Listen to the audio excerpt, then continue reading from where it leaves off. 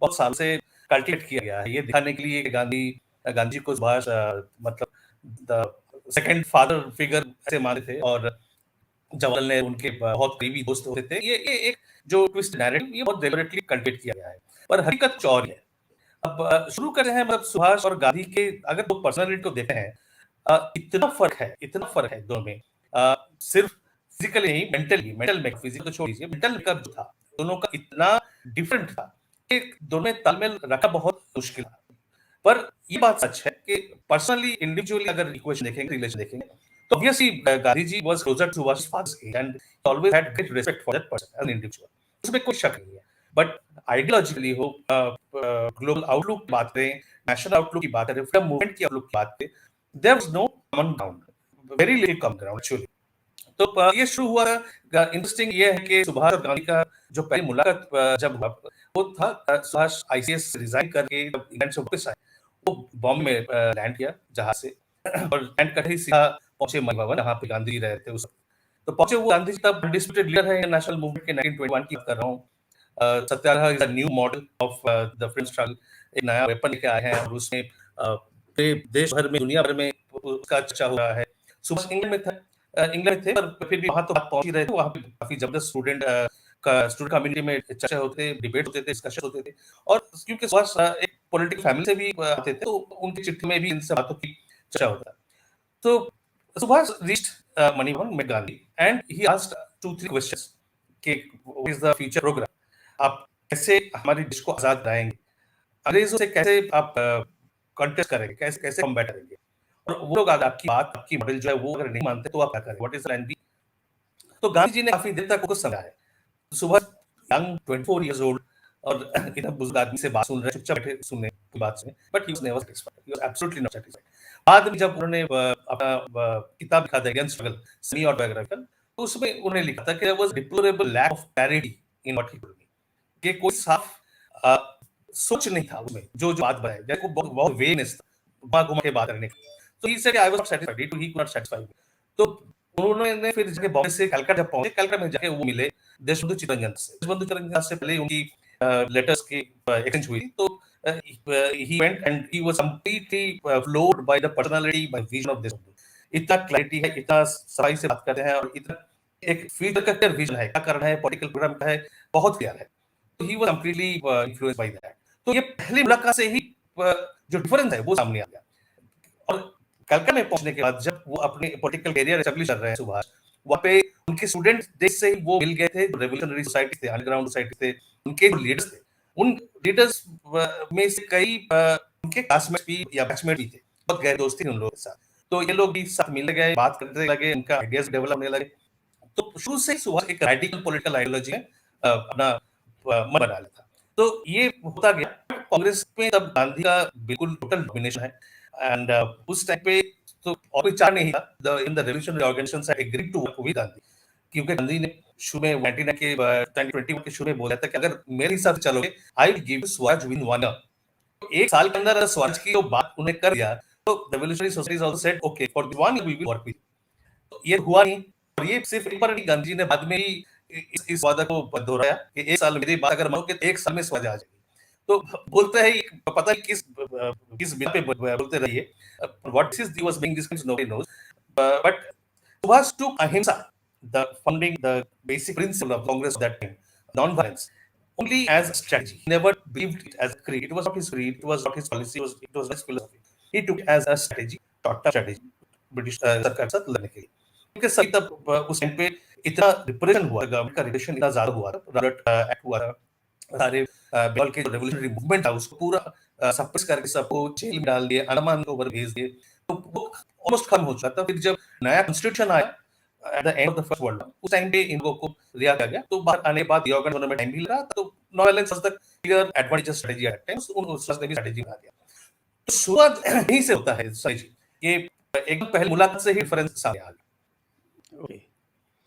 और ये डिफरेंस जो है पहले वो के साथ में चले रहे, जैसा आप कह रहे हैं कि खिलाफत के बारे में बहुत से लोगों के और विचार रहे होंगे, but I don't think Subhas was ever made any noise about the undesirability of the Khilafat movement. बाद में जब ये आगे चलता है तो फिर ये कैसे डेवलप होता है? क्योंकि हम देखते हैं कि सुभाष बोस जी जो थे वो सोशलिस्ट पॉलिसीज़ थोड़ा-सा इन्फ्लुएंस थे। In that sense he was closer to Nehru than to Gandhi. Correct. तो ये जो डिफरेंस आगे चलते हुए जो बढ़ता गया, खिलाफत की बात से शुरू करता हूँ। उस टाइम पे जो देशबंधु के लीडरशिप में सुभाष काम कर रहा, तो Deshbandhu was a strong believer on building national unity and इसमें बंगाल का जो डेमोग्राफिक्स उस time that played very large role. Bengal was a Muslim majority province and Bengal had history of radical politics. वो जो एंटी पार्टीशन 1905 के एंटी पार्टीशन मूवमेंट शुरू हुआ था, where the Muslims largely absent from the swadeshi movement at the time.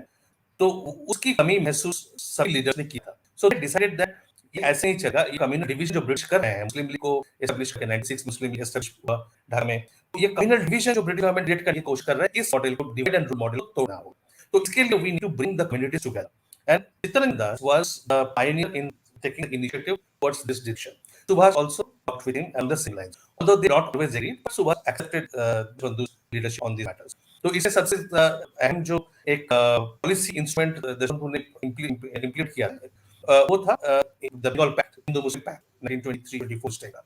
तो because by that time के communal forces जो है they are increasing, they are raising their head और डिवीजन बढ़ाने की कोशिश कर रहे हैं। तो इसको रोकने का एक ही तरीका था कि जो रेडिकल एग्रेसिव कम्युनल एलिमेंट्स है उनको आइसोलेट करना, और उनको आइसोलेट करने का एक ही तरीका था कि mass of the Muslim community जो है उनको मेन स्ट्रीम नेशनलिस्ट मूवमेंट ले आना।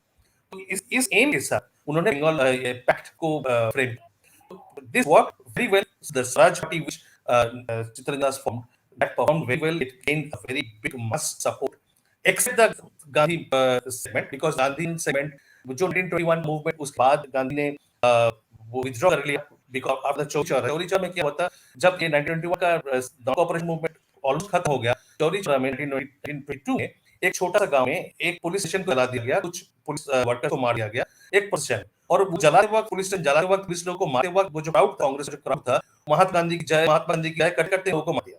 तो महात्मा गांधी से कि ऐसा नहीं चलेगा, I can accept this kind of rowdyism and violent acts. So he issued the civil disobedience movement. That no nobody agreed. Non-cooperation movement. So non-cooperation movement was already dead by then, is it? It was dead, but formally that was a trigger which Gandhi used to formally withdraw the entire movement. It was dead by then. Most of the Bengal leaders were in jail. Gandhi was in jail till then. Gandhi was put in after the withdrawal of movement. Gandhiji was still out, and तो ये this became another point of division. तो गांधी जी का model था, जो John कोरेशन जो model था कि सारे जगह से विथड्रॉ कर लो, एजुकेशनल इंस्टीट्यूशन से विथड्रॉ कर लो, जुडिशरी से विथड्रॉ करो, लॉ कोर्ट्स वगैरह, यहाँ सब जगह से को विथड्रॉ कर लो, कहीं पार्टिसिपेट नहीं कर रहे। तो देवेंद्र ने कहा कि नहीं, we can not withdraw from the legislative assembly, from the legislature, because वहीं पे लॉज बनते हैं, और अगर हम वहां से निकल के आ गए, छोड़ दिया, खाली मैदान मिल जाएगा गवर्नमेंट को, ब्रिटिश गवर्नमेंट को, वो अपना लॉ बनाते रहेंगे और हमारे ऊपर ये जबरदस्ती चला रहेगा। इससे आता है let us enter the legislature and make the constitution effective, let's wreck the constitution, पूरा उसको खत्म कर देते हैं। कॉन्स्टिट्यूशन को हम करके दिखाएंगे कि ये कॉन्स्टिट्यूशन इंडिया को एक्सेप्टेबल नहीं है और हम इस पे काम करने ही देंगे। Gandhi ji did not agree with that approach. खैर वो कांग्रेस में फिर बहुत बहस हुई, द गांधीयन सेगमेंट, गांधी उसके बाद जेल चले गए, तो Gandhi segment led by Rajapur ji they opposed थे, but Deshbandhu somehow converted with the help of Maulana Abul Kalam Azad and some other leaders. He had a solid backing from Motilal Nehru at that time, Vital Bhai Patel, ऐसे बड़े मार्चकर, ऐसे leaders के support से he could form the Swaraj Party, and Swaraj Party then fought elections and won all elections that they fought. So they didn't form government, they won the elections, entered the legislature and stopped the working of government, crippled the working of government. तो इस बात पे ही गांधी और सुभाष का एक dichotomy है, both of them are aligned on opposite sides. तो इसके बाद जब 1924 Can I interrupt you for a minute? Oh, yes, sure. ये जब ये स्वराज खिलाफत पार्टी, ये चिरंजीन दास और मोतीलाल नेहरू मिलकर बना ली after the call of non cooperation movement, तो फॉर्मली सुभाष के साथ थे। Formally, Subha was a part of the Swaraj Party. He was Bandhu's main lieutenant. He was his main right hand person all the time, all the time. Subhash Bose was designated right hand man of Deshbandhu, and then he won the election in Calcutta Corporation, where he was appointed the executive officer at the age 27, the youngest executive officer. फिर वो उस साल फिर jail चले गए, मल्ला भेज गए, मल्ला चले गए, वापस 1927 में। 1927 में बहुत इंटरेस्टिंग है, दिलचस्प बात। 1927 में नेशनल कांग्रेस जो होता वो था मैड्रास, और उस मैड्रास में रेजोल्यूशन मूव किया पंडित जवाहरलाल नेहरू ने कि इंडियन कांग्रेस, नेशनल कांग्रेस का गोल है कंप्लीट इंडिपेंडेंस। जी हाँ। तो ये बात गांधी जी को हजम नहीं हुई। तो गांधी जी ने बहुत बहुत डांटा जवाहरलाल को, कैसे कैसे करते, ऐसे कैसे बोलते हो, वी नॉट रेडी है वो। तो Jawaharlal at first was very volatile and responded very aggressively, but then we see the set pattern, पहले झगड़ा करते हैं, अपोज करते हैं, then he completely gives it, no how can oppose, how can go against, तो he gives it, Jawaharlal then get. First ने क्या किया, सुबह उस, क्योंकि it was an national Congress official resolution था complete independence, he brought up in next year Bengal provincial Congress का जो कॉन्फ्रेंस होता है, एनुअल कॉन्फ्रेंस, वहां पे उसको पास करा दिया, उसको रेजोल्यूशन पास करा दिया। So that became official position of Bengal provincial Congress also. तो ये जो चल रहा था, तो उसी टाइम पे एक कमिटी बना था to make a constitution on behalf of the India. ये कमिटी कांग्रेस ने बनाया था in association with consultation with other political parties, and it was headed by Motilal Nehru. Subhash became a member of this, was appointed a member of this committee, Motilal Nehru committee. तो इसमें as a compromise इसका गोल, Indian movement का goal रखा गया dominion status as as a compromise. तो सुभाष ने sign किया था उस रिपोर्ट को, एंड द सेम ईयर जब ये रिपोर्ट डिस्कशन के लिए आया कांग्रेस के एनुअल सेशन में, then Subhash stood up and said that dominion status was agreed as a common ground, but individually speaking and people whom I represent from this province, our demand is complete independence. And Gandhi was livid. He accused Subhash of a breach of trust, and completely उनके साथ झगड़ा हुआ, and there was a break, complete break in that. तो उसमें सुभाष ने बोला फिर ये वहाँ पे भी compromise हुआ कि एक साल हम टाइम देते हैं, अगर ये ब्रिटिश गवर्नमेंट अगर हमारा डिमांड नहीं मानता है यूनियन स्टेट्स का, then next year annual session में हम कंप्लीट इंडिपेंडेंस का डिमांड उठाएंगे, लाहौर के जो कॉन्फ्रेंस को कंटिन्यू होना है। तो ये लाहौर का सुभाष ने बोला, as far as I know, as far as my experience goes, the British government is never going to accept the demand of dominion status. Dominion status अपना माइंड डिमांड करो, डिमांड जब करना है आप कंप्लीट इंडिपेंडेंस डिमांड करो, dominion status में क्या रखा है, और ऐसे माइंड करो भी वो पुरानी कहावत है ना कि तो लाइसेंस मांगो तो बंदूक का मिला। बिल्कुल। तो 1929 फिर जब लाहौर में सेशन बैठा, तो गांधी ने रेजोल्यूशन वो मूव करके, वो नेहरू गांधी इन्होंने Congress leadership move this resolution के, now we know that Congress का जो गोल है दैट इज कंप्लीट इंडिपेंडेंस। वहां पे सुबह खड़े हो गए, फिर गोल इज कंप्लीट इंडिपेंडेंस का क्या मतलब है, कांग्रेस का इतना बड़ा ऑर्गेनाइजेशन है, हम मूवमेंट चाह रहे हैं, why do just declare independence, let us declare independence. तो एक तो पिछले साल बोला था कि एम करो इंडिपेंडेंस, अब इस बार ये बंदा इस बार बोल रहा है कि डिक्लेयर कर दो इंडिपेंडेंस, चाहता क्या है। So I mean there was complete total break, and was last year he was appointed the working committee of the Congress, इस साल को उनको ड्रॉ कर दिया, so let's drop on the working committee। तो ये constant conflict चल रहा है। फिर आपका जब गांधी अरविंद पैक्ट का टाइम आया 1931 में, उस टाइम में भी सपोज पैक्ट कि ऐसे it is against the grain of our national interest. Round table conference जाने की बात हुई, तो ही राउंड टेबल कॉन्फ्रेंस में कैसे जाते हैं, round table conference, so they are, the British government are getting terms, they are setting the agenda, they are deciding who from India can go and act, हमारा कोई हाथ नहीं है, so how can we just surrender to their terms and conditions? This is not a round table conference। round table conference होता है among those parties who are equal, a meeting amongst equals, but we are not treated as equals, so how can we just go and attend the round table conference? तो खैर obvious Gandhi segment was Gandhian leadership, उस section जो था was more powerful, so they had their way issue, and as usual वहाँ गए, खाली हाथ वापस आए, तो वहां पे और डीप हुआ डिफरेंस था, एंड ये करते then the civil disobedience movement started and they were all arrested।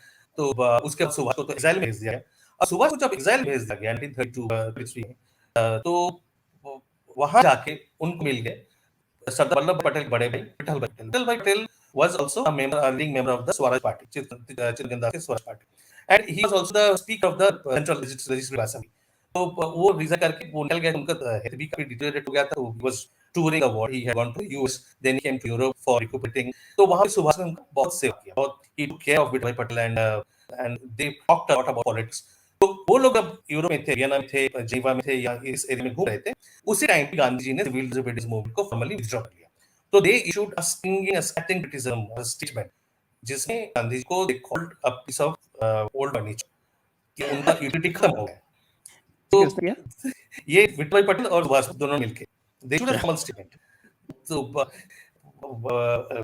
That was the stand at the time, and so इतना सिंगिंग क्रिटिसिज्म, फिर उसी में बैठ के जब उसी साल में बैठ के जब सुभाष ने अपना किताब लिखा इंडियन स्ट्रगल, उसमें again he continuously criticise Gandhi's policies and all। तो सुभाष का जो एटीट्यूड था Gandhi about Gandhi's approach towards national movement, which had learned from Deshbandhu। Deshbandhu का कहना था कि Mahatma Gandhi starts a campaign in a brilliant fashion, he opens it in brilliant fashion, then he takes the movement from peak to peak, एकदम माने total military campaign की तरह ले जाते हैं, like excellent general, but when he reaches the peak then he loses nerve and then gives and movement collapses, and first से कि ये पैटर्न जो गांधी जी का है, ये बार हमें हर वक्त देखने को मिलता है that he starts the movement, opens it brilliantly, takes it forward brilliantly, पर एकदम पीके पहुंच के he loses it and he collapses. तो And ये it भी helps the हुआ. British. Actually, he शायद आता है. He gives up and it actually helps British. Actually, directly नहीं कहता because directly he couldn't have said that at that time. He was too young, and to use that kind of accusation was not done. So he quoted a British author who said that Mahatma Gandhi is the best police officer of the British Empire. That's Ellen Wilkinson, I think. हाँ. So he indirectly he mentioned that he quoted her. And उस time पे ये भी आया था आपका communal award भी आया था. तो कम्युनल अवार्ड जब आया सेपरेट इलेक्टोरेट का and allocation of seats, percentage of seats, number of seats in the provinces in the legislative assembly. So the official Congress policy was ना हम इस एग्री करेंगे ना डिसएग्री करेंगे. Neither do we agree nor do we disagree. So Subhash was far away. I mean, he could have interfered in the domestic politics. He was not allowed to intervene in any way. I mean, he was not allowed to come back to the country and sitting there in Europe, he couldn't have changed anything. But in all his letters and speeches, we get to say, I mean, this is absolutely absurd policy of the Congress. How can you say neither agree nor disagree? I mean, either you agree or you disagree. You can stand. And how can you just say dangerous policy like that to be implemented in the country? And he says Gandhiji about the repressed classes also. He said, he wrote in the Indian struggle that Ambedkar had approached him for an understanding during a roundtable conference. And he offered that we will reach an agreement and understanding regarding seat adjustments and everything. तो अगर उसी time अगर मान लेते हैं आप, इतना झंझट नहीं हो ये पूरा पैट ये वो आप फास्ट एंड टू टेक ये करने की जरूरत नहीं पड़ता. So that was a lack of foresight. He says for on that round also. So ये सब चल रहा. Then when he came back to India, and then the maximum negative impact of this communal award was Bengal. And when did he come back exactly? Well, he was allowed to come back. He defied the British government in 1936. He came back. He said, "You want to arrest me? You want to throw me in jail? Do whatever you want. I am coming back to India." So he came back as usual. He was arrested and thrown into prison. Then he was moved into home internment. He was kept at home arrest and released finally sometime in 1937, mid 1937. तो उस time पे and उस time पे elections फिर the first set round of elections under new constitution जिसमें communal award implement हुआ वो सब वो हो गया था. And Bengal was the first suffering province under this new constitution. तो उसमें क्या हुआ Congress become the minority because the way the seat adjustment done. And from there the both brothers both Subhash and Sat they wanted the Praja Socialist the Krishna Party of Fazlullah उनके साथ alliance करना. It was at till the time the Krishna Prajapati and Fazlullah was still left-leaning, a moderate party, and it was not a communal Islamist party, which Fazlullah later came under the influence of Jinnah and the Muslim League. तो उस time पे तो फिर कांग्रेस ने the Indian high command था उन्होंने wish किया. उन्होंने नहीं they have to accept our Congress policy, they have to sign documents that they accept Congress creed and pledge loyalty to Congress. So that was so absurd. Despite the Herculean efforts of those brothers, ये नहीं हुआ. And that was the turning point of Bengal politics. कि वो हाथ से निकल गया. वो कम्युनलाइजेशन का जो अब एक major chunk of the Muslims who are the moderate, left-oriented and leaning towards Congress, those of us are trying to build coalition with them, and the Congress pushed them away. So push them away. तो वो लोग they are in politics, they are not in civil service, or they are not doing charity there. तो obviously वो मुस्लिम को opportunity मिल गया. So they left them up. They broke the party. Muslim league के साथ coalition हुआ, and it took a completely different. ये सारी चीजें चल रहे हैं. फिर despite his unwillingness in 1937, end of 1937, end of 1937 actually, where Gandhiji writes to Jawaharlal Nehru and Sardar Patel that Subhash is completely unreliable, he is unreliable character, but unfortunately there is nobody else who can become the Congress president this year. So reluctantly they have to give Subhash Bose, because of his popularity at that time, the chance to become the Congress president. पर वो एक साल में Subhash Bose ने clear कर दिया that Gandhian high command, Gandhian old guard जो है उनको थोड़ा प्रेशर डाल के he was trying to bring in fresh blood, the more aggressive, the more radical elements to the working committee, into the Congress organization. And जो उस time पे 38 जो सुभाष ने प्रोग्राम बनाया, जो एक फॉरवर्ड लुकिंग विजनरी एक प्रोग्राम बनाया, scientific rational with modern geopolitical outlook, India के फॉरेन रिलेशन डिफाइन कर रहे हैं, नेशनल लैंग्वेज की बात कर रहे हैं, साइंटिफिक एजुकेशन की बात कर रहे हैं, एग्रीकल्चर रिफॉर्म की बात कर रहे हैं, इंडस्ट्रियल पॉलिसी की बात कर रहे हैं. These are all anathema to Gandhi. मतलब इंडस्ट्री प्लानिंग की बात कर रहे हैं तो मशीनरी के खिलाफ उसको हिंदुस्तान तो उनको तो ये हो गया, ये टेंशन हो गया फिर कि हमारे स्मॉल स्केल कॉटेज इंडस्ट्री को क्या हो जाएगा, इंडस्ट्रियल प्लानिंग कर देंगे. ये बात तो इंडस्ट्रियल प्लानिंग बात कर, लार्ज स्केल इंडस्ट्री बात कर रहे हैं, तो कॉटेज इंडस्ट्री चरका कहां जाए फिर. So that was a level of opposition coming from different strands, different levels, and इतना जो forward looking program है, they felt insecure. And by the end of 1938, they had decided, Gandhiji and the top leaders of the Gandhian icon, they had decided enough is enough. We are not having any more of this person. बहुत सह लिया, अब किसी और को चाहिए. So Gandhi then asked Nehru to become president again. Nehru refused. Gandhi then asked Maulana Azad to become the president. Azad also refused. Then nobody else willing. Patel also refused. Nobody else willing. Then it was Patel Sita Maya. Then but once Gandhi has nominated somebody, then the entire Gandhi command has to support him. तो उसमें से सुभाष ने बोला कि this is not a matter of personal glory or personal office holding. This is a matter of principle. The Congress has started this. Last year, Congress has adopted certain resolutions. It has adopted certain programs. They need to be carried through. ऐसा नहीं कि मतलब एक साल के लिए ये programmes की बात किया फिर अगले साल हम भूल गए, ऐसा नहीं हो सकता. We are going towards a final confrontation with the British government. A world war is about to start, and there needs to be a continuity at the leadership. So even unwillingly, even though I am not interested in that post, I will have to contest as for the presidency.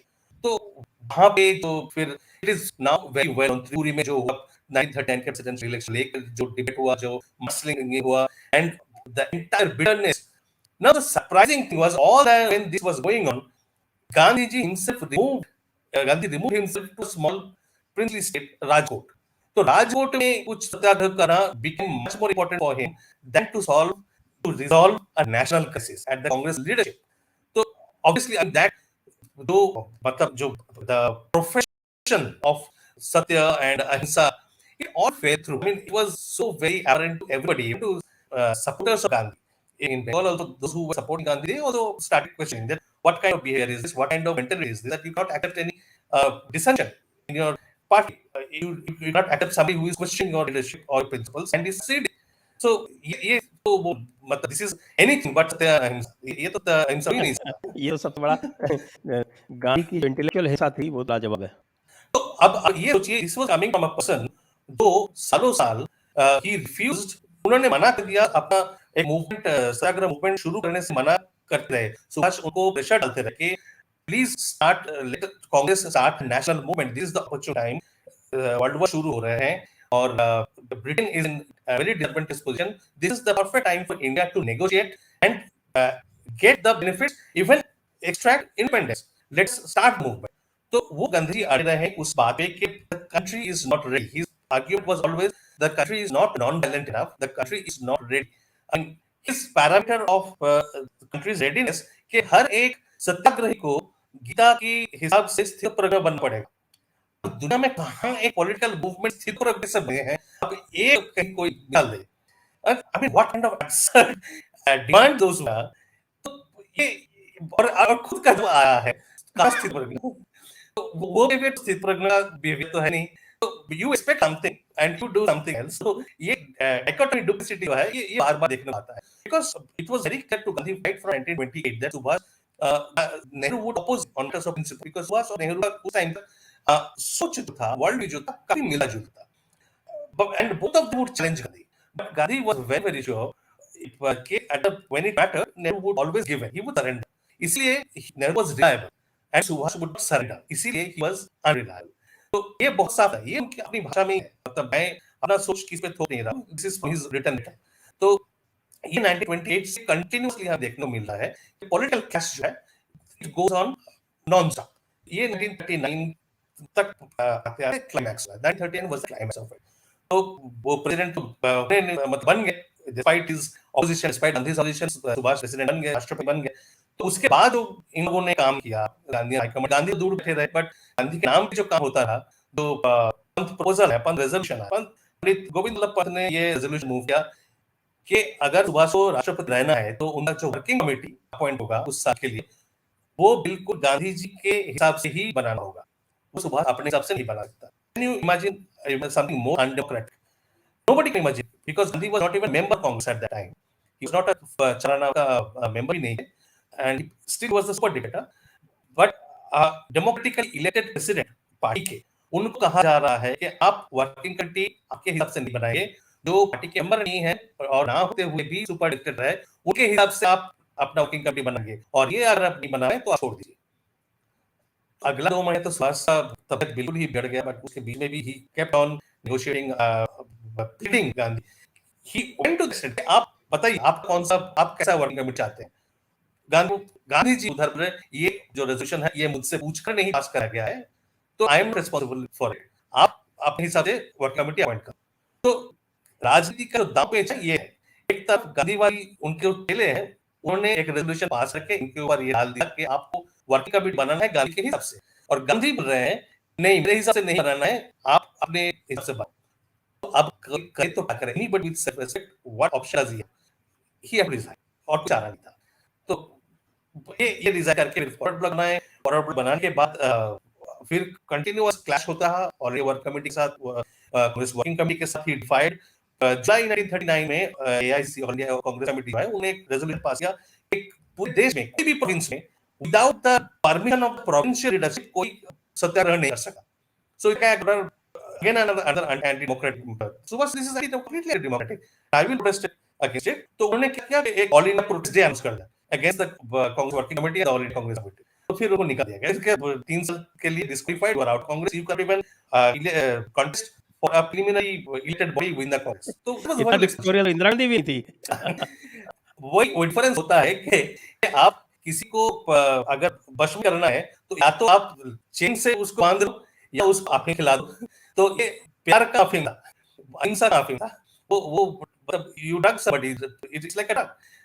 जबरदस्ती बाहर आप चेन के कर, आप चेन के कर, then people they oh it's dictatorship. प्यार से जब हो रहा है, ड्रग्स देके हो रहा है, अफीम हो रहा है, then it's dictatorship. It's all ahimsa, all love, all non violence. तो अच्छे फैंसी नाम से सब जाया जाता है। तो this is the history of the conflict as long as they were in the country.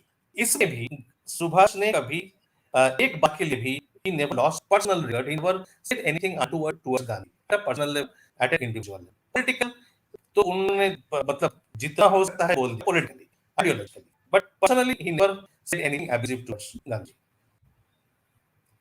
Okay, तो इसमें ये भी है कि वो जो एक डिजास्टर्स डिसीजन इनका मिनिस्ट्री छोड़ने का जो लिया था, वो सुभाष जी को निकाल के बाद लिया गया, वरना शायद वेटरन्स को प्रिवेल।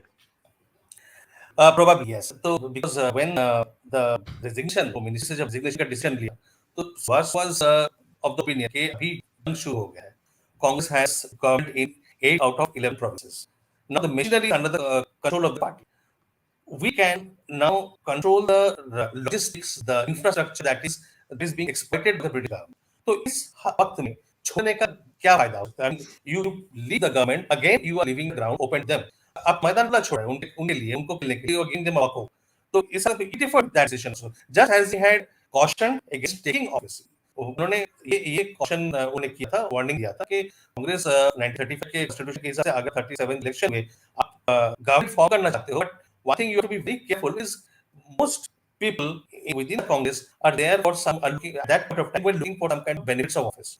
तो सुभाष का अपना एक revolutionary spirit था, तो एक एक्टिविज्म का स्पिरिट था। तो he was constantly worried, he was constantly warning कि एक लेवल एक टाइप का लीडरशिप कांग्रेस पार्टी के अंदर है जो वो become very comfortable with their ministerial positions, with bureaucratic control, and they were running after power, corruption was seeing in, and they have lost the fighting spirit, by losing the fighting spirit. तो वो constantly warn कर रहे थे। जब warn कर रहे थे उस टाइम पे कोई एक्शन नहीं लिया गया, but when it become critical, when this government could actually control the machinery and hamper the British war effort, उस टाइम पे they stepped back and handed over the entire machinery back to the British.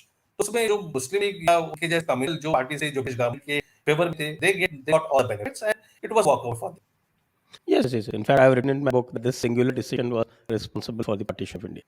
Absolutely. वो partition शुरू हो गया था जब communist award मान गया, और बंगाल ने जब उन्हें दिया वो कोalition बंद कर दिया, कोalition होने। अब ताज्जुब की बात यह है सरेश जी, सुभाष प्रेसिडेंट बने 1938 में, सिमिलर सिचुएशन इमर्ज हुआ असम। असम में there was the communal government and वो उसको कांग्रेस, सादुल्ला जो गवर्नमेंट था, सादुल्ला गवर्नमेंट को कांग्रेस लीडरशिप ने वहां पे नो कॉन्फिडेंस मोशन से हरा दिया। तो it was voted out of power. तो अब Gopinath बरदराई became the candidate, ministerial candidate there, but again the question of the same principle came कि कोalition बनाए ना बनाए। तो उस टाइम पे Subhas intervened as a president, he was Congress president. तो वो असम में गोवा में जाके बैठ गए, और उनके साथ गए मौलाना Abul Kalam Azad. Maulana Abul Kalam Azad was strongly against formation of the government, but Subhas का ये था कि ये अगर अभी कांग्रेस गवर्नमेंट असम में नहीं बनेगा, Assam will go out of our hands, it will be a dangerous situation there. Congress का चाहे कोalition बना पड़े, उस कोalition गवर्नमेंट को एस्टैब्लिश करना बहुत जरूरी है। तो विद हिज एक्टिव इंटरवेंशन फिर Gopinath Bardoloi become the chief minister of Assam. But वही चीज जो कांग्रेस हाईकमांड ने, गांधी हाईकमांड ने असम के लिए मान लिया, they refused except for Bengal, and Bengal was a bigger case in the case of partition dynamics. It was bigger actor in the partition dynamics. तो वो डिजास्टर वही होगा। डिजास्टर आफ्टर डिजास्टर, ये साफ रहा है कि pragmatic लोग थे ही, बिल्कुल आइडियोलॉजी को ज़्यादा ऊपर रखते थे बजाय pragmatism को। This was not an ideology, Sanjay ji. It was not an वो ideology. पर This was a हाँ, vague ये idea, some vague ये good and good by kind of idea. But this was not anything. This was only holding the control, having the control of the party in your hand. That was only in that matter at that time. Okay, तो ये उसके बाद फिर वो चले जाते हैं, बाहर चले जाते हैं, जर्मनी चले जाते हैं, फिर जापान। तो ये जब वो जापान में थे और आईए बना रहे थे, उस समय उन्होंने कुछ गांधी जी के कार्यकलाप पर कोई टिप्पणी इत्यादि की हो?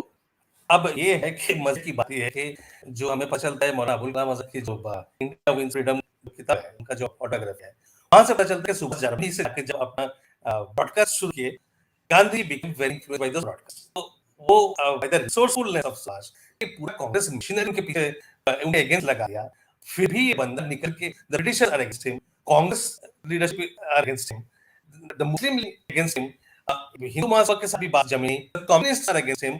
सो मेरा नाम किताब यही आया कि Indian nationalist, he was nationalist, उसमें नंबर नेशनलिस्ट, उसमें कोई डाउट नहीं है, इस nationalism was right, and he became inconvenient to all the power seekers, be it the British, be it the Congress leadership, whoever it was, they who were seeking their own control over Indian politics. He became inconvenient by his bent of nationalism. ये country first. 1913 में वो जो बोले कि India must put her own interest first.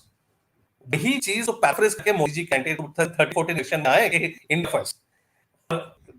उसी से पता चलता है कि 1939 में वो बंदा इस लेवल पे सोच रहा था कि his slogan of 7 years ago became relevant now in 2030-40 and it is relevant now even today.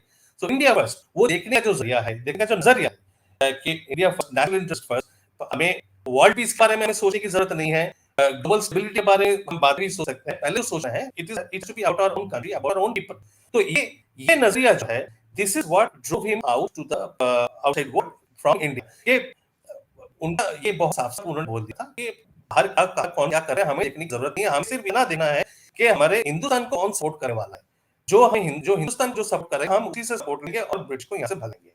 हम बस इतना पैक करना है, वो कौन अच्छा है बुरा है। और यही चीज बाकी जो आज इस पॉलिसी को क्रिटिसाइज करते हैं बाकी देश वेस्टर्न लिबरल डेमोक्रेसी है, they are also following the same principle. America कौन सा वो करते हैं, ग्लोबल प्रिंसिपल्स पे चलते हैं, वो लोग तालिबान के ऊपर नहीं उठाए, वो लोग वियतनाम में नहीं बैठे, दूसरे कंट्रीज से जाके अपने डिक्टेटरशिप नहीं बिठाए, पॉपुलर डिक्टेटरशिप इंस्टॉल नहीं किए। So when looking at India, when looking at us, they become very liberal and very democratic, and they allege a number of accusations. They put a number of accusations. पर उनके अपनी policy भी तो same है। They look at national interest. So Subhash also looking at national interest. पर ये जो बाहर गए, अब बाहर जाके एक सेमी गवर्नमेंट बना जर्मनी में, इंडिया सेंटर, एक आर्मी बनाना शुरू कर दिया, इंडियन लीजन, वहां से प्रोटेस्ट रेडियो प्रोटेस्ट कर रहे हैं, जिससे यहाँ हिंदुस्तान में जो ब्रिटिश इंडियन गवर्नमेंट है वो परेशान हो गए हैं। ब्रॉडकास्ट इतना वेल ऑर्गेनाइज्ड है, इतना ग्रासरूट्स लेवल पे आ रहा है, लोग सुन रहे हैं, मोटिवेट हो रहे हैं। तो इसको देख के गांधी जी बहुत इन्फ्लुएंस हुए, और according to Maulana Abul Kalam Azad, quit India movement के ये जो हड़बड़ी के पीछे यही एक कारण था कि सुभाष के द्वारा इतना वो इन्फ्लुएंस हो गए कि he had to take some radical measure, और यही था क्विट इंडिया के। And but again it was half cooked half baked measure. Quit India का जब रेजोल्यूशन का अनाउंसमेंट कर दिए, प्रोग्राम भी फिक्स नहीं, करना क्या है वो नहीं पता है, कुछ मतलब मुंह खोलने से पहले ही अंदर चले गए, अंदर डाल दिया सबको। तो ये चलते रहे, इन्फ्लुएंस वो काफी, बट वो ऑपोजिशन जो था वो ऑपोजिशन कभी नहीं भूले। इवन 1945 में गांधी जी तो 1944 में बाहर आ गए, बाकी कांग्रेस लीडरशिप 1945 में जून सब बाहर निकले जेल से बनने के। और गांधी जब बाद में सुभाष के बारे में बात करते, कोई चाह नहीं था, he had to face Subhash, some of it was genuine, some of it was of course for show, but इसका एक इंटरेस्टिंग पैरेलल था। 1924 में एक केस हुआ बंगाल में, there was a revolutionary called Gopinath Saha. तो गोपीनाथ साहा उस टाइम पे he wanted to murder the then commissioner of police in Calcutta, Charles Taggart।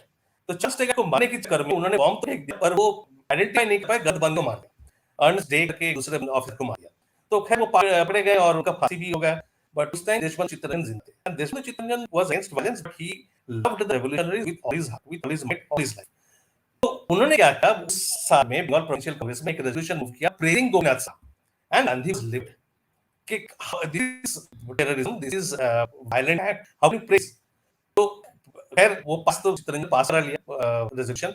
उसी रेजोल्यूशन को फिर वो ले आए नेक्स्ट कांग्रेस सेशन में, जहां पे गांधी ने उसको अपोज किया। गांधी जी का जो अमेंडमेंट था वो पास हो गया, वो जीत गया, बट इतने कम वोटों से जीता कि Gandhi was shocked.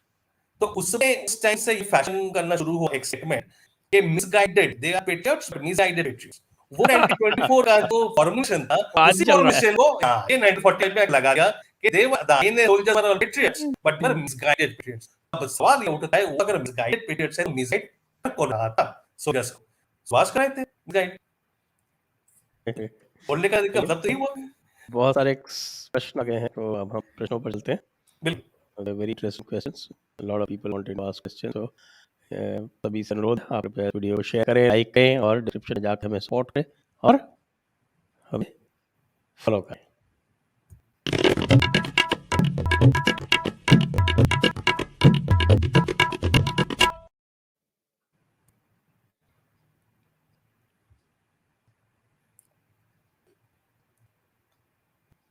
DPS दादोंग, Ghosh Babu Sanjay sir प्रणाम। नेताजी ने जनता से बहुत सारा सोना इकट्ठा किया था, उसका क्या हुआ? सिंगापुर में है, कांग्रेस ने हड़प लिया? Question mark. नेताजी और खजाने को सबमरीन से ले जाने की कहानी में कितनी सच्चाई है? ये अपने आप में इतना बड़ा किस्सा है, इसके लिए शायद एक दूसरा सेशन करना पड़ेगा। पर वो ये करेंगे तो काफी। सोना, सिर्फ सोना नहीं, बहुत पैसे, बहुत फंड्स इकट्ठे किए। नेताजी साउथ स्टेशन में पहुंचने के बाद पूरा जो डियास्पोरा था, इंडियन डियास्पोरा था, वहां पे फॉर फर्स्ट टाइम फेल्ट के they had reason in status. तो बहुत लोग बोलते हैं कि जापानीज ने इंडियंस को टॉर्चर किया अंडमान से। मैं तो बोलता हूँ कि जापानीज को इंडियंस को टॉर्चर करने के लिए अंडमान क्यों आना पड़ेगा भाई? इंडियंस तो लाखों में साउथ ईस्ट एशिया में पूरे वहाँ पे पूरे एरिया में डिस्ट्रीब्यूट था। टॉर्चर ही करना था तो वहीं पे पड़ के टॉर्चर करते। अंडमान इतना तकलीफ करने की जरूरत थी टॉर्चर करने के लिए?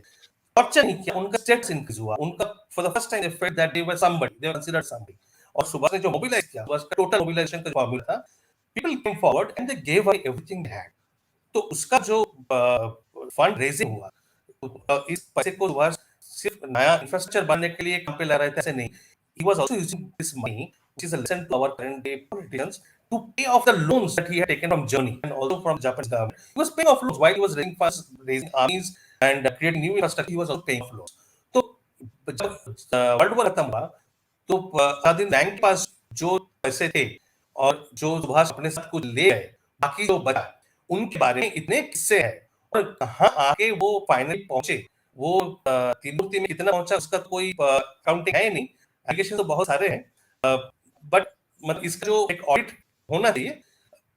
गड़बड़ इसमें इस हद तक था कि शाहनवाज कमेटी जो नेताजी के डिसअपियरेंस पहली बार इन्वेस्टिगेट किया, उन्होंने एक सेपरेट सेक्शन में इस बात को डील किया एंड दे रिकमेंडेड दैट इस बारे में, सिर्फ इस टॉपिक में भारत सरकार को एक अलग कमीशन बिठाना चाहिए। बट एज यूजुअल वो भारत सरकार उसको दाद दिया गया। नेहरू, पंडित नेहरू उस टाइम प्रधानमंत्री थे, तो शाहनवाज की इस बात को तो मान लिया कि नेताजी की मौत हो गई, पर शाहनवाज का जो ये रिकमेंडेशन था कि खजाने के ऊपर एक अलग इंक्वायरी होना चाहिए फुल स्केल, उस बात को पूरा दाद दिया गया।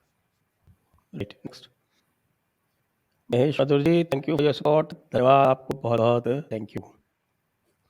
Project Hindu, what credence would you give to the theory that September 16, 1985 event was another planned exit? Could Mahakal have pulled off, at least in theory? अच्छा, ये वो गुमनामी हुआ कि डेथ के बारे में पूछ रहे हैं। अब ऐसा है सर कि we are normal people, we have to operate within parameters of rationality, scientific evidence. अब स्पिरिचुअलिटी को आप जहां ले जाना चाह रहे हैं ले जा सकते हैं, बट हमारे कोर्ट अभी तक स्पिरिचुअल अल्टरनेटिव्स को एविडेंस के हिसाब से नहीं मानते हैं। So till in whatever evidence we have got, this evidence that belongs to this world, to this earth, material evidence, all the points that he died on 16 September 1985. अब आगे कोई कुछ बोलना चाहते हैं, पैरानॉर्मल स्पिरिचुअल ऑल्टरनेटिव देना चाहते हैं, ही इज वेलकम, बट हम तो बोलेंगे कि आप आगे हमें समझाइए और साबित कीजिए, हम लेंगे। As long as you can give evidence, it's fine, but whatever evidence you have got, it points to his death on 16 September 1985. Next. Ishwaran Bagadia ji, धन्यवाद। So didn't Netaji name a brigade of INA after Gandhi? No doubt Netaji was our liberator, but Gandhi's Champaran, Kheda Satyagrah, Ahmedabad mill worker protests were a success. Isn't it wrong to look down on Gandhi's stature and role in independence? Very good question, very good question. पहली बात तो ये misconception मैं आपका clear कर दूं कि जो गांधी ब्रिगेड, आजाद ब्रिगेड और नेहरू ब्रिगेड आईएन का जो था, आपको कांग्रेसियों से खास करके सुनने को मिलेगा कि सुभाष ने तो ये 3 रेजिमेंट बनाया था एंड गांधी नेहरू आजाद के नाम पे बना था। तो ये 3 जो रेजिमेंट बने थे ये सुभाष ने नहीं बनाते। सुभाष पहुंचने से पहले जो फर्स्ट आईएन था, मोहन सिंह द्वारा बनाया गया जो आईएन था, उस आईएन का हिस्सा थे ये नेहरू, आजाद और गांधी ब्रिगेड। ये सुभाष ने, सुभाष पहुंचने के बाद जब आईएन का रीस्ट्रक्चरिंग हुआ उसमें से एक नया रेजिमेंट बना व्हिच वाज अ गेरिल्ला रेजिमेंट, और वो गेरिल्ला रेजिमेंट का कोई नाम नहीं दिया गया था, बट रेजिमेंट बनने के बाद उसके उस रेजिमेंट सोल्जर्स ने खुद अपना रेजिमेंट का नाम सुभाष ब्रिगेड ब्रिगेड कर दिया। तो Netaji was very unhappy with it, he opposed, but the soldiers wouldn't listen. तो उसका नाम अनऑफिशियली सुभाष ब्रिगेड का ऑफिशियल नाम नहीं था, अनऑफिशियली तो सुभाष ब्रिगेड से जाना जाता है। पर ये तीन जो ब्रिगेड की बात कर रहे हैं, ये सुभाष पहुंचने से पहले ही बन चुका था। रही बात गांधी जी के मूवमेंट्स की, क्या चंपारण, अहमदाबाद मिल, देखिए बात ऐसा है कि गांधी जी को नीचा दिखाना तो किसी का ऑब्जेक्ट है नहीं, हमारा तो है ही नहीं, क्योंकि उनका कंट्रीब्यूशन इतना ज्यादा है, इतना बड़ा है। और एक तो राइजिंग जो है, अपराइजिंग जो है, पॉपुलर मास अपवेल जो है, मास अवेकनिंग जो है, दैट उन वहां पे उनका जो कंट्रीब्यूशन है उसमें कोई डाउट नहीं, वो तो किसी ने भी क्वेश्चन नहीं किया है। बट एक टाइम लिमिट के बाद जो उनके पॉलिसीज, जो attitude which was constantly coming in clash with progressive elements in the Congress, and every effort was being made to suppress those progressive elements, हम तो इसके खिलाफ बात कर रहे हैं। और सुभाष की जब बात आती है तो फ्रॉम द अर्ली 1930s, उस टाइम से सुभाष विट्ठलभाई ने उनको पीस ऑफ फर्नीचर का वो दिया था, नाम दिया था, तो उस टाइम से लेकर अगर आप पॉलिसीज एनालाइज करेंगे, उसके बाद मेजर क्या बना है, मेजर एक मूवमेंट का गांधीयन मूवमेंट आप मुझे एग्जांपल दीजिए।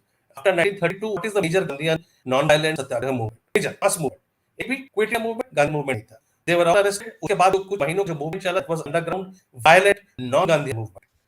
मूवमेंट गांधी मूवमेंट शुरू होने से पहले खत्म हो गया था, जो मूवमेंट चला that was violent non Gandhi movement. तो गांधीयन मूवमेंट उसके बाद कहां है? नॉट अ सिंगल इंस्टेंस जो चल रहा था, उसके बाद जो इंस्पिरेशन जो मिल रहा था, that was all inspiration coming from Subhas's activities abroad, his broadcast and from his network within the country. तो मैं क्या कोई गांधी जी का रोल छोटा कर नहीं दिखा रहा है, बट देयर जो ऐसा होता है कि गांधी जी का जो एक मिथ क्रिएट करने के लिए उनके जो फॉलोअर्स थे, उन्होंने एक ऐसा mythological structure बना है which has been more harmful to this country, and it is very essential to bring down that mythological structure. तो गांधी जी अपना खुद इतना तारीफ नहीं किया है जिन्हें उनके चेले ने किया है, तो वो दिमाग का हटा बिगाड़ जरूर हाल वो कभी पूरा जो लिरिक्स है उस गाने का पूरा गाने के लिरिक्स पढ़ना चाहिए कभी बैठ के। इट इज सो एब्सर्ड, और इतना बड़ा तो मतलब मिथोलॉजी मैंने और कहीं नहीं पढ़ा, इतना रामायण में राम तारीफ नहीं है इतना। Next, Ajay Joshi, why historians claim that Netaji was left-leaning, and can we have real reasons to despair in coming years, or it will remain a mystery forever?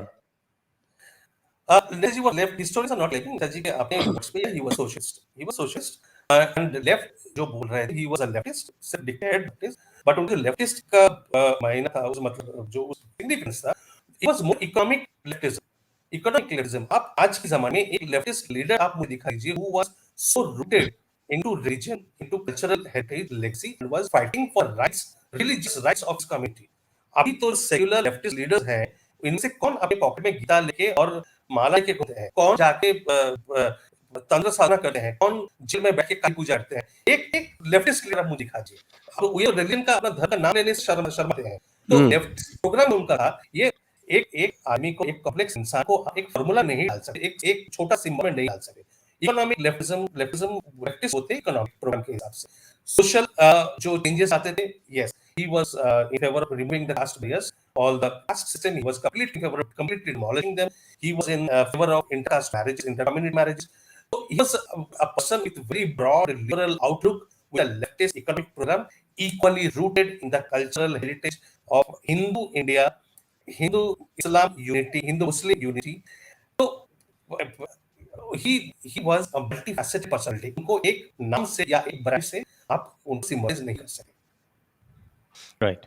Next, Mitesh Patel, great to see Chanchula Ranjedi, sir, you are a true son of Bharat Mata.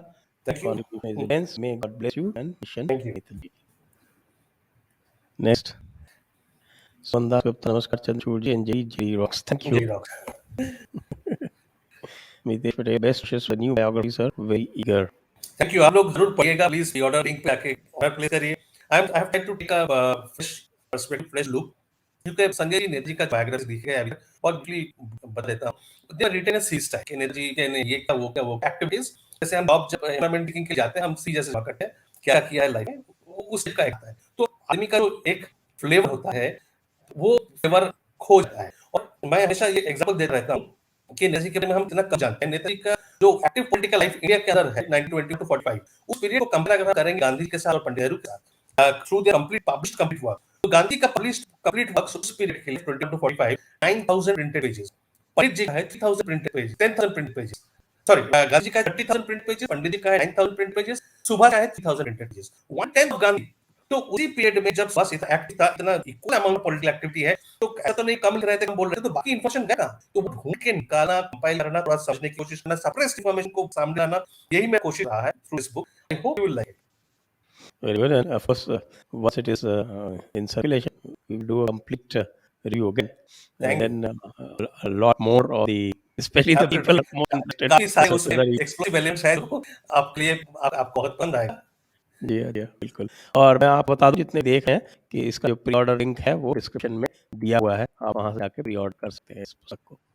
Next question, Ashish Chauhan sir, YouTube पे video देखा था एक, उसमें बताया था कि Bose Muslims का appeasement करते थे, हिंदू संस्थाओं के खिलाफ बोलते और पाकिस्तान को सपोर्ट करते थे, इसमें कितना सच है?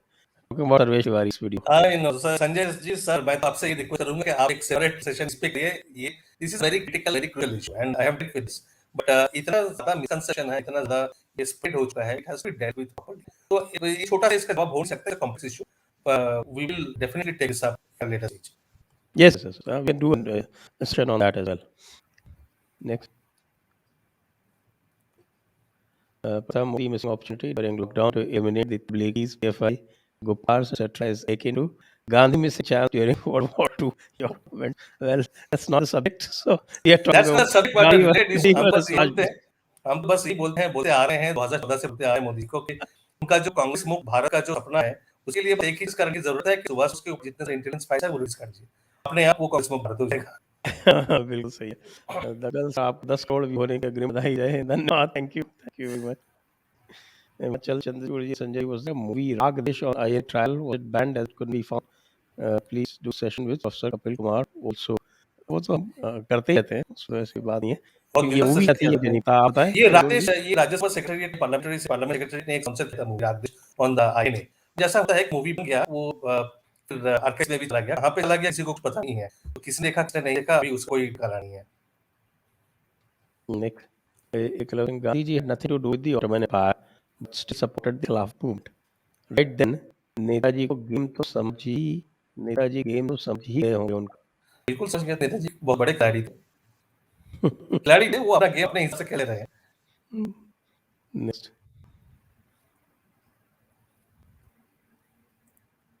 साई चंद सर, ये चीजें हमारे हिस्ट्री टेक्स्ट बुक्स में कब आएंगी? बचपन से पूरा अर्धसत्य बातें बुक्स में सुनते आए हैं। ये तो लॉन्ग टर्म सवाल है, आवाज घट रही है तो बदलाव हाँ भी आएगा। हरमन धन्यवाद, thank you very much Harman ji, thank you for your support. Gyani Shukla, thank you for lovely session, thank you to you also Gyani ji. Project दिलकश, दिला दी हमें आजादी, चा खग उठा ढाल, बंगाल का सच्चा महात्मा कर दिया ये कमाल। राहुल कुमार से कहनी था कि देश छोड़ने से पहले ठाकुर अनुकूल चंद्र से मिले थे, जैसे ठाकुर अनुकूल चंद्र के यही बातें हैं। नहीं, ऐसा कोई एविडेंस मिलता नहीं है। अब किन से मिले थे वो तो सारे नाम तो सामने आएंगे कभी नहीं, वो जितना ही सीक्रेट थे, जब किसी के उनके भतीजे थे विजेंद्रनाथ बोस, उन्होंने 1972 में खोसला कमीशन के सामने खड़े होकर, मतलब उनके नेताजी का देश छोड़ने का 30 साल बाद भी खड़े होकर बोले कि आज भी हम पर ये पाबंदी है, वी आर बाउंड बाय और ओथ टू सीक्रेसी। हम आज भी नहीं बता सकते थे कि एग्जैक्टली क्या क्या हुआ था, कौन कौन आए थे, कैसे प्लान हुआ, कैसे निकले। तो ये ओथ ऑफ सीक्रेसी सब पे ऊपर लागू था। नेताजी खुद कभी किसी को बुरा स्टोरी नहीं बताया, तो ये इसका मौका, इसका फायदा लेकर बहुत सारे लोग अपना स्टोरी बना लेते हैं, बट एग्जैक्ट स्टोरी तो किसी को पूरी तरह से मालूम नहीं है। Yes, yes, I would love to listen more about Rajiv Chandrachud sir, and sir, please conduct more sessions. Certainly, this is just the beginning. Malia Bain Bhattacharya, there are a lot in Blue who allege that Netaji peace Muslims in the INA who backstabbed him post-partition and were inducted into the Pakistan army. We just discussed that and we would be doing a separate session on it sometime. Malia Bain Bhattacharya, there are a lot of retired IA veterans in Twitter who spread the INC narrative about the Japanese army was do the same at and Nicobar Islands, akin to what they did at China with INA's backing. Your views on that too, sir? I was one who mentioned you at the very post in the या अभी Twitter. सुबह ही मैंने विस्तार से इसका article लिखा था, तो उस लिंक में आपके ट्वीट के रिप्लाई में ही मैंने डाला है वो। तो ये गलतफहमी है। अंडमान निकोबार के टाइम पर डेमोग्राफिक बहुत से different types who were Indians, torture इसके ऊपर हो रहा था, क्यों हो रहा था, हम रिपीट कर रहे थे, लेकिन को बस समझे बिना सोचे और ये भी भूल जाते हैं वो सेकंड वर्ल्ड वॉर का वो टाइम था, क्या कॉन्टेक्स्ट था, क्या हो रहा था। तो वो आर्टिकल मैंने समझाया, काफी लंबा चौड़ा आर्टिकल है, आप उसको पढ़िए, शेयर भी कीजिए उसको, जिनको पता नहीं है पूरी तरह से तो पता चले। And I have detailed with in more detail in this upcoming book. तो काफी सारे ऐसे जो मिथ्स क्रिएट किए गए हैं, I have to demolish this myths. Okay, next one. Immortal Rider is it that Bose played part in death of Lal Bahadur in Pashpan? नहीं, यार कोई एविडेंस नहीं है, there is nothing to point to that. Manish 30 साल तक एक महान निडर शौर्यवान योद्धा जिसने उस महासत्ता को निस नाबूद कर दिया, इसका सूर्य कोई डूबा नहीं था, देश में छोटी सी उथल पुथल न हो जाए। 47 के बाद देश की दुर्गति पर मौन कैसे रहा गुमनामी बाग के रूप में? मनीष जी, इसका जवाब देने के लिए हमें 900 पन्ने की जरूरत पड़ी है, तो हम 5 मिनट में तो आपको ये समझा नहीं पाएंगे। तो आपसे गुजारिश ये है कि वो कनन जो किताब है थोड़ा पढ़ लीजिए उसको, या वो अगर आप नहीं पढ़ाते हैं तो उसका जो अभी हिंदी वर्जन अभी आया है, गुमई बाबा और रीता जो सरकारी झूठ, अभी रिलीज हुआ है हिंदी वर्जन, अगर वो प्रेफर करते हैं वो भी पढ़ लीजिए, आपको समझ में आ जाएगा। बट इतना कॉम्प्लेक्स इशू का 5 मिनट में जवाब देकर मिसअंडरस्टैंडिंग बनना नहीं आता। Sir, Ravi Kodi Naman to Sanjay Sir and Chachu Dada, would Bharat be branded communal as per today's standards? सुबह समय वही सुबह के बहुत सारे फैसेट्स थे, तो एक तरफ जैसे इकोनॉमिक लेफ्टिस्ट थे, दूसरी तरफ कल्चरली रूटेड थे, अपने रिलीजन पे नाज था। He never was shy to publicly show his religion or religious affiliation. He was ready to fight for his religious leader, and he was also at the same time looking for social reforms which were forward looking. He was much ahead of his time. तो उनको एक bracket में डाला किसी के लिए possible नहीं है, ये इम्पॉसिबल कम है, पर इस इम्पॉसिबल को हमारे पिछले कांग्रेस जनरेशन से करके वो भी कहा गया है misrepresenting, mislabeling him. Congress leader was serious about freedom were both Savarkar. Do you agree, Sanjay Sir and Chachu Dada? Not Gandhi, not Thay, not anyone else. अब मैं पूरी तरह से सहमत नहीं हूँ, क्योंकि हर एक लीडर का अपना एक नजरिया था, और ऐसे किसी को कंप्लीटली विश कर देना भी उचित नहीं है। All of them complex personality, और एक उनका डिफरेंट एजेंडा भी था और पॉइंट ऑफ व्यू था, पर्सपेक्टिव भी था, इसमें क्लैश हो रहा है। मैं ये नहीं आपके साथ सहमत नहीं हो सकता कि Savarkar was focused solely on India's independence, or largely about it. He had his focus somewhere else. Patel had his focus somewhere else, and Gandhi had his focus somewhere else. इसलिए मैं बोल रहा हूँ, I'm not being biased, or perhaps I'm not being exaggerated अगर मैं ये बोलूँ कि Subhash perhaps was among all of these, perhaps was the only leader whose sole focus, जैसे अर्जुन का जो नजर था उस टाइप का, भारत की, हिंदुस्तान की आजादी के ऊपर, पहले वो आजादी आई, फिर कुछ और हम सोचेंगे। पुनीत भार्गव, शाहनवाज कितनी बड़ी भूल थे आपके विचार? Shahnawaz was a very good general, he was a very good soldier. भूल तो बाद में हुई है, और वो भूल शाहनवाज की अपनी भूल थी, वो नेताजी का उससे कुछ लेना देना नहीं था। जब तक वो नेताजी के साथ रहे, वो अच्छा सिपाही बन के रहे। नेताजी ऐसे शख्स है सबके, उनके साथ रह के, उनके पास रह के उनके खिलाफ जाना बहुत मुश्किल था, नामुमकिन था। Bhaktas Pranam, pre-order, we should know the relation and meeting between Veer Savarkar and Netaji. Veer Savarkar और नेताजी मिले थे जून 1940 में, एंड थोड़ा बहुत इसमें नेताजी ने अपने इंडियन स्ट्रगल जो सेकंड वॉल्यूम है उसमें लिखे, he was not very happy about Savarkar's outlook about the freedom struggle that time, but that is only one part of this full story. पूरा स्टोरी जो है वो मैं अभी डाइज नहीं करना चाहता हूँ, क्योंकि वो अपने आप में बहुत बड़ा स्टोरी है। वो किताब जब रिलीज का डेट पार आएगा, मैं संजय जी के साथ बैठ के उसका खुलासा करूंगा, और that itself will be a bombshell. That's great. Next. Okay, so that brings the questions and answers to an end, and also brings this session to an end. Thank you so much, Chachu ji. फिर से एक बार बता दूं आपको, pre order link description में है। आप सभी लोग जो देख रहे हैं, you are encouraged to please go to that link and do the pre order right away. इसके साथ सभी को बहुत बहुत धन्यवाद। जय Hind, Vande Mataram. Thank you. Good night.